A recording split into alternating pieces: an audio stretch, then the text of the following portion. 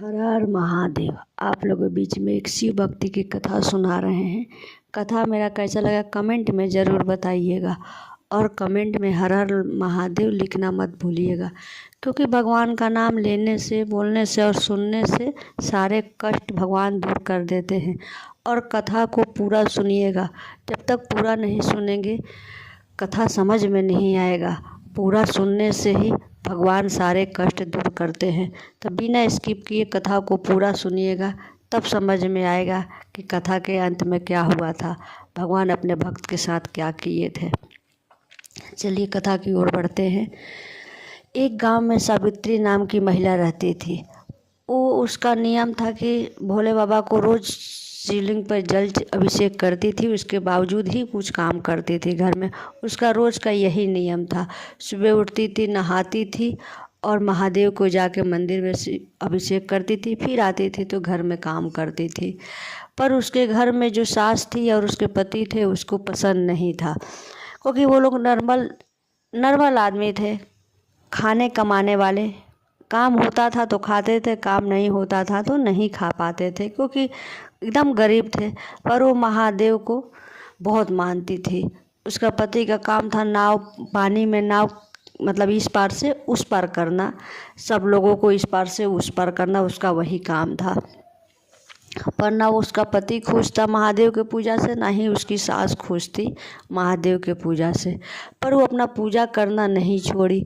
उसका रोज़ का ही वही काम था। सुन लेती थी, इस कान से सुनती थी, उस कान से निकाल देती थी। और रोज़ ही सुबह नहाकर पहले मंदिर ही जाती थी, उसके बाद ही आके वो पानी पीती थी, क्योंकि बिना भगवान को अभिषेक किए वो पानी भी नहीं पीती थी। इतना वो महादेव को मानती थी। घर में रोज़ ही क्लेश कलह होता था, फिर भी वो पूजा करना नहीं छोड़ी थी। उसका पति बोला कि तुम्हारे पूजा करने से क्या होता है, कौन सा हम लोग अमीर बन गए हैं, हम लोग गरीब के गरीब ही हैं, तुम्हारे महादेव क्या करते हैं। हम लोग जैसे हैं वैसे ही मेहनत करेंगे तो खाएंगे, नहीं करेंगे तो नहीं खाएंगे। तो महादेव का पूजा करने से तुमको क्या फ़ायदा मिलता है, कुछ मत करो। मेरी माँ का तुम मेरा सेवा करो। जितना तुम महादेव का सेवा करती हो, तुम हम लोगों की सेवा करोगी तो बहुत फल मिलेगा। महादेव एक पत्थर को पूछ के तुम क्या कर पा रही हो कि हम लोग गरीब का गरीब ही रह गए हैं, कौन सा अमीर बन गए हैं।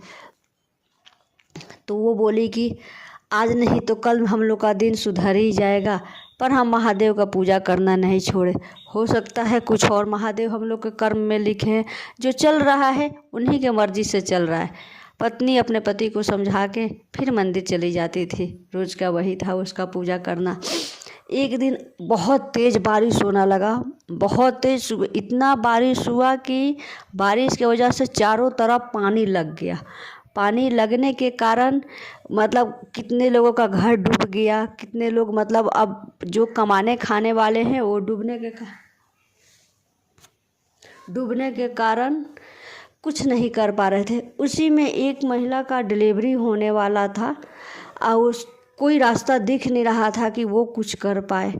तो वो उस सावित्री के पति के पास दौड़े दौड़े उसका पति आया और बोला कि भाई, मेरी पत्नी का डिलीवरी होने वाला है, तुम मेरे नाव खे को मेरा उस पार कर दो तो तुम्हारा बहुत भला होगा, महादेव तुम्हारा बहुत भला करेंगे, मेरी पत्नी का जान बचा लो तुम। तो पहले तो बोला, मना किया कि ना हम नहीं जाएंगे, इतने बारिश में, इतने पानी के बाढ़ में हम नहीं जाएंगे। फिर पत्नी बोली कि नहीं, हो सकता है महादेव का कुछ और मंजूर हो, आप जाइए। बहुत बोलने पर बोला कि ठीक है जी, चलते हैं। तो उसकी पत्नी सावित्री बोली कि अगर मेरा बात सुन के और मेरी बात मान के जा रहे हैं तो एक महादेव का फ़ोटो हम दे रहे हैं, लेके जाइए। तो पहले तो उसका पति मना किया कि ना, नहीं लेके जाएंगे, ये फ़ोटो ही तो है, ऐसा क्या है इस फ़ोटो में, एक कागज़ का टुकड़ा ही तो है वो। तो पत्नी बोली, मतलब सावित्री बोली कि ठीक है, आपके लिए कागज़ का टुकड़ा है, पर ये मेरा दुनिया है और महादेव है और मेरे पिता हैं, अब मेरी बात मान कर लेकर जाइए, फिर देखिए क्या होता है। कागज़ का टुकड़ा है कि ये महादेव साक्षात हैं। पति बोला, ठीक है, तुम तो जिद करती हो तो अपने जिद के आगे सुनती किसकी हो। ठीक है, दो लेके जा ही रहे हैं, कौन सा मेरा माथा पर लेके जाना है, भारी थोड़े ही है, लेके चले जाते हैं।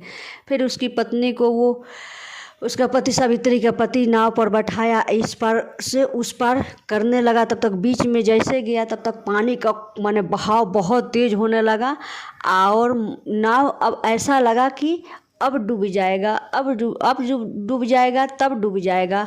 और उस पार लोग बैठे हुए देख रहे हैं कि मतलब सावित्री का पति नाव अब डूब जाएगा, अब नहीं बचेगा।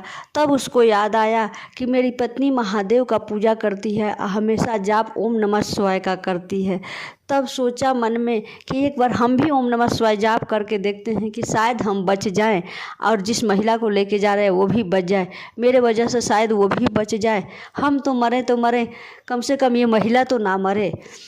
तो वो मन में ही ये सोच के ओम नमः शिवाय का जाप करने लगा। फोटो को देखते रह गया, हे महादेव मुझे कुछ हो जाए कोई फ़र्क नहीं पड़ता है, बस जिस महिला को हम लेके जा रहे हैं इस महिला को कुछ ना हो, मेरी पत्नी का पूजा को स्वीकार करिए। शायद मेरी गलती ही है कि आज मतलब ऐसा हाल हुआ है, तो मेरा मर भी जाना कोई मतलब बड़ी बात नहीं है, पर जिसको हम लेके जा रहे हैं, जिस जिम्मेवारी से लेके जा रहे हैं, बस उस पार करवा दीजिए। मुझे अपने मरने से कोई डर नहीं है। ये मन में सोच के यही सोचते जा रहा और बहाव तेज होते जा रहा। और उधर सावित्री मंदिर के पास अखंड दिया जला के, उसको पता था कि बारिश बहुत तेज हो रहा है और हवा तूफान साथ में चल रहा है।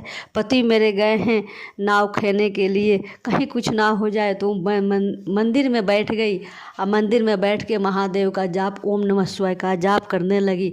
तब तो उधर से खबर आया, वहाँ के जो लोग देखते रहते कि नाव डूब गया है।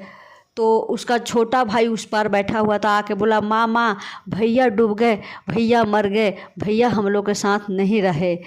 अब इधर माँ बेचैन हो गई, बोलने लगी ये कुलक्षणी है, ये महादेव का पूजा करती है तो क्या हुआ, देखो मेरी बेटे को खा गई। सास का तो यही काम ही है, बहू को ताना मारना। वो भी सास वैसा ही कि ताना मारने लगी, दौड़ के दरवाज़ा पर जा रही है, दौड़ के घर में आ रही है। माँ है तो ममता भी जग जाता है। उस समय ये नहीं देखता है कि कौन क्या कर रहा है, बस माँ का ममता जग गया।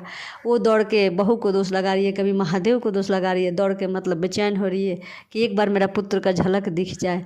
उसके बाद में महादेव का चमत्कार देखिए कि महादेव का जो फोटो था वो नाव खेवैया जो था उसके सर पर गया और महादेव ऐसा लगा कि चुम्बक की तरह उसको और नाव को ऊपर खींचे और फिर पानी का बहाव नीचे हुआ और नाव उस पार धीरे धीरे मतलब सब लोग बैठ के देख रहे हैं कि एक फोटो चुम्बक के तरह नीचे से जो नीचे डूब गया है नाव उसको खींच के और उस पार करवाया।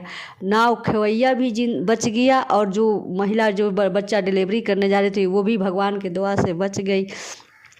उसके बाद में नाव जो खेवैया था सावित्री का पति था, मतलब उसको उस पार करके फिर घर लौटा, आके पूछा कि मेरी पत्नी सावित्री कहाँ है। तो माँ बोली कि वो तो मंदिर में जाप कर रही है। वो खुशी से झूमे जा रही थी कि मेरा बेटा आ गया, पर वो माँ को खुशी नहीं देखा। बोला सीधे आते ही पूछा मेरी पत्नी सावित्री कहाँ है।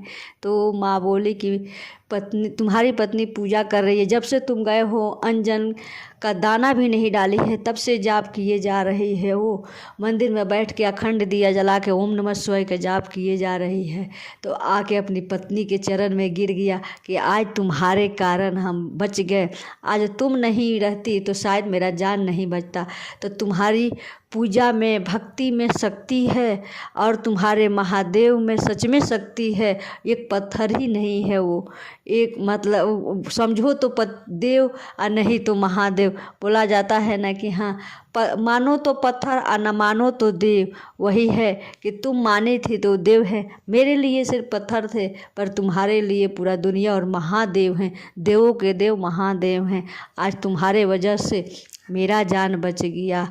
तो माँ भी और वो भी और उसकी पत्नी भी तीनों खुशी से महादेव का पूजा करने लगे लोग। रोज़ जहाँ तहाँ चर्चा होता था वहाँ जाते थे लोग, तीनों बहुत खुशी से रहने लगे लोग और साथ में महादेव का पूजा भी करने लगे।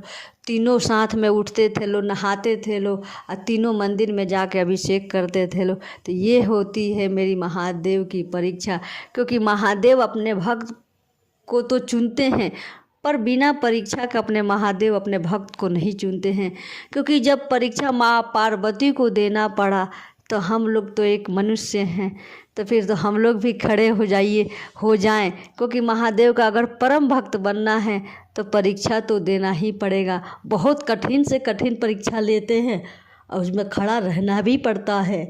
तो मेरी कथा कैसी लगी कमेंट में ज़रूर बताइएगा, और हर हर महादेव कहाँ से देख रहे हैं ये भी बताइएगा।